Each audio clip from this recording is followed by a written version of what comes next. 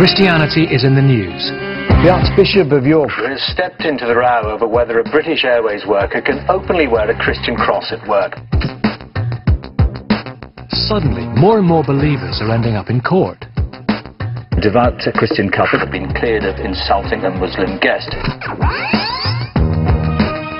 There are concerns that Christianity is being marginalised.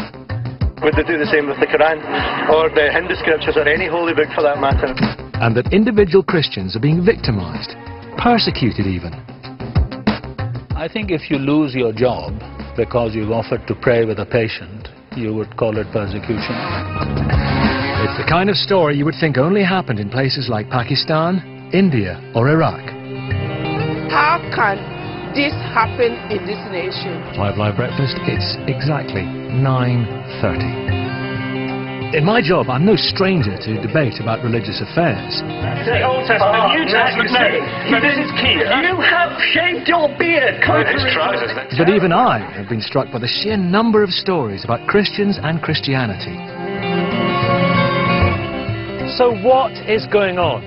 Are Christians being discriminated against? Are they being singled out? And if so, how serious is it? How can 21st century Britain have come to a place like this? If I was a Christian, I'd be very upset. And we pray for men and children. It's persecution.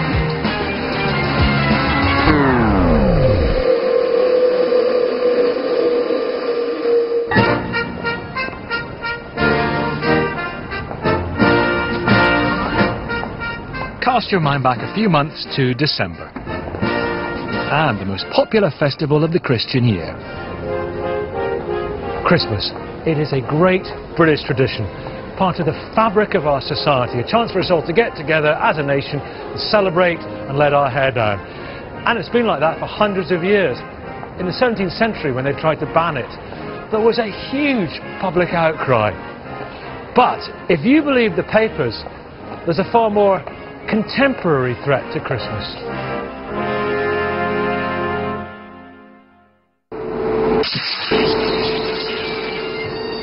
In the run-up to Christmas 2009, Dundee Council found itself cast as the villain. Instead of a modest switch-on of the Christmas lights, the city chambers had planned an ambitious evening of entertainment right across the city. The title for such an event needed to be suitably enticing, and so Dundee's Winter Light Night was born.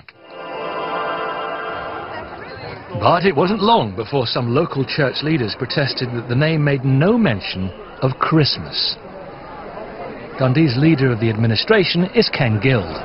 You're somehow saying that because we're calling it a Winter Light Night rather than a Christmas Light Night, that we've taken Christianity out of it, which is arrant nonsense.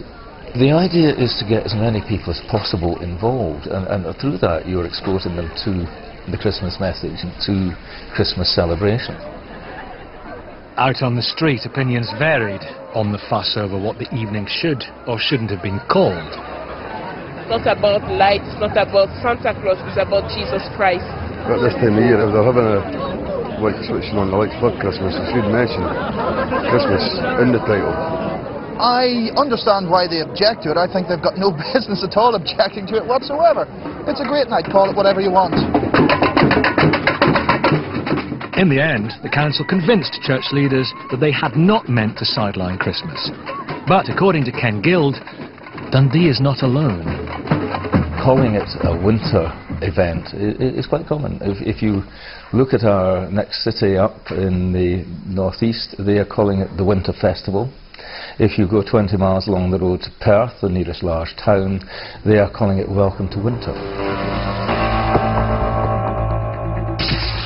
Newspaper headlines from other parts of the country point up the many ways in which the Christian festival of Christmas is being undermined. They suggest that something more might be going on.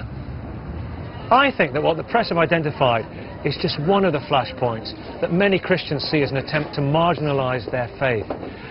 But I believe it's part of a bigger picture. It's a story of our times. It's about profound changes we're only dimly aware of, but they are transforming the place and purpose of religion in modern life. Hey, young people! The J-Rock's back in the house, and so's the G to the... Today, Christians and Christianity are often seen as fair game. We're not high on E, we're high on G. O-D.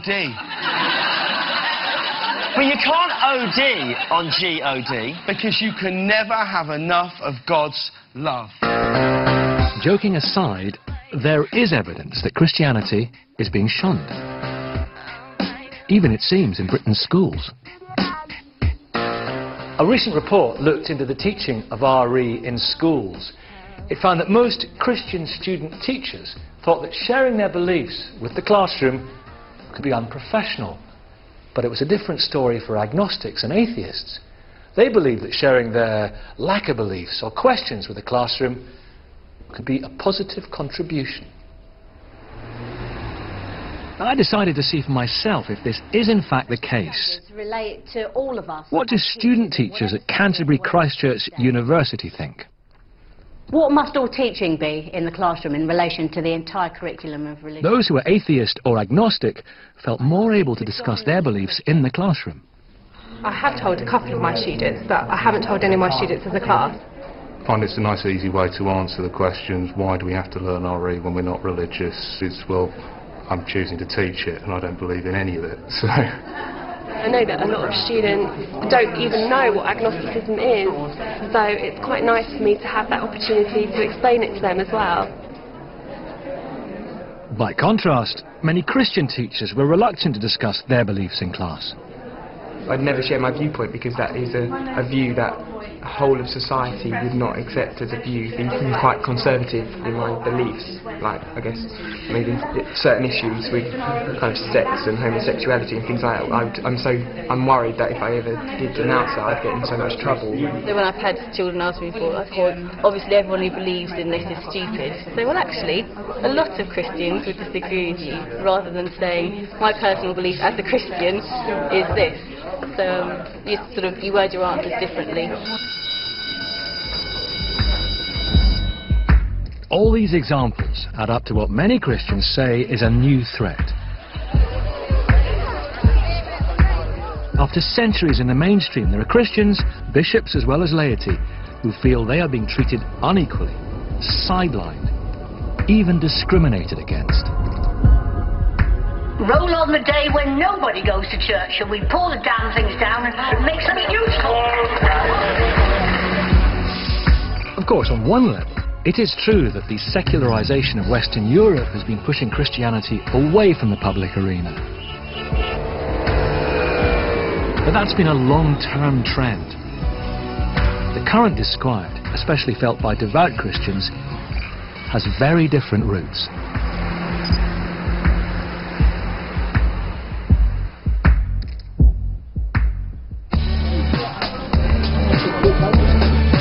One factor is the sudden and significant changes to the makeup of British society.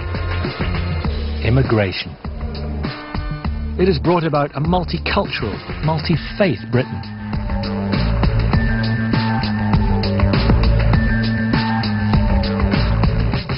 Take a town like Rochdale.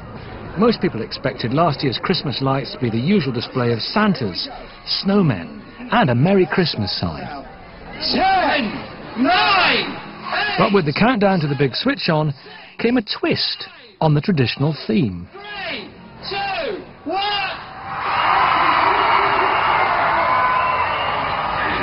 In 2009, the Muslim festival of Eid was celebrated at the end of November. So the council decided its Christmas lights should reflect this, and the Hindu festival of Diwali, and the Jewish Star of David for Hanukkah, and a pagan Wicca symbol for the winter solstice, and of course, a Merry Christmas sign. This was a multi-faith Christmas, and the Mayor, Councillor Keith Swift, explained why.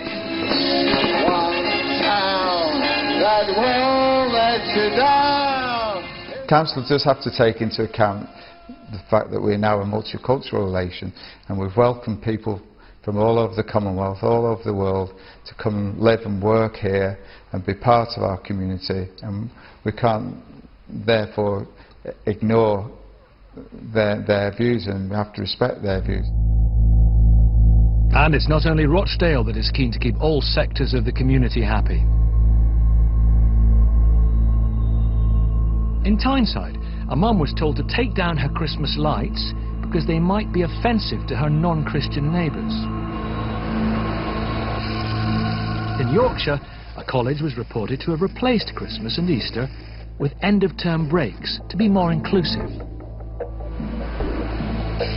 And in Bolton, a survey of employers found 70% planned to ban Christmas decorations at work because they were worried about offending other faiths. All these examples may strike you as what some term in that hackneyed phrase, political correctness gone mad. Or to put it another way, evidence of zealous councils unquestioningly carrying out multicultural diktats from above. We decided to ask members of Britain's ethnic communities themselves what they think about Christmas. Oh, it's okay for me. I like to join in, I don't mind. I don't really know anybody that complains about the actual Christmas itself or the occasion or the fact that it's a religious thing. I don't really hear anybody complaining about the religious side of things. Yeah, it would be nice if they look at other culture festivals as well and pay attention to it, yeah. I know this is not an Islamic country, so they couldn't be offended in that way, do you know what I mean?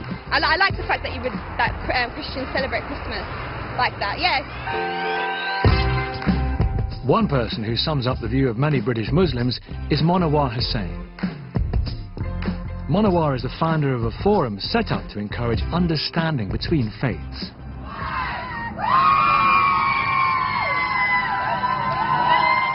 He has no qualms about joining his Christian neighbours to celebrate the switching on of their house lights. And he thinks many in Britain's ethnic communities are fed up with being blamed for the renaming of Christian celebrations. As someone of faith, I want to see my Christian friends be able to share their festivities with us and kind of express that culturally. So in the public space, their faith is also projected. And I have absolutely no problem with that. Bob, thank you. Welcome. Pleasure. And often I think it's local authorities who are ill-advised or sometimes maybe disconnected from local faiths and local culture, or do not know enough about local communities, that they make decisions that are really not in the benefit of local communities.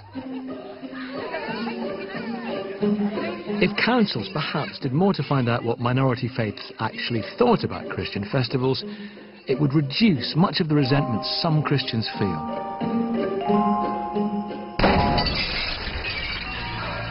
There are Christians who wonder what the fuss is all about. They welcome what multiculturalism has brought in its wake. But there is another issue stirring up resentment in some Christian quarters. They fear their right to express their faith in public, as they've done for centuries, is being undermined too. What, for example, if a Christian's personal convictions are not deemed PC enough at work? That's when some fear political correctness tips over into victimisation.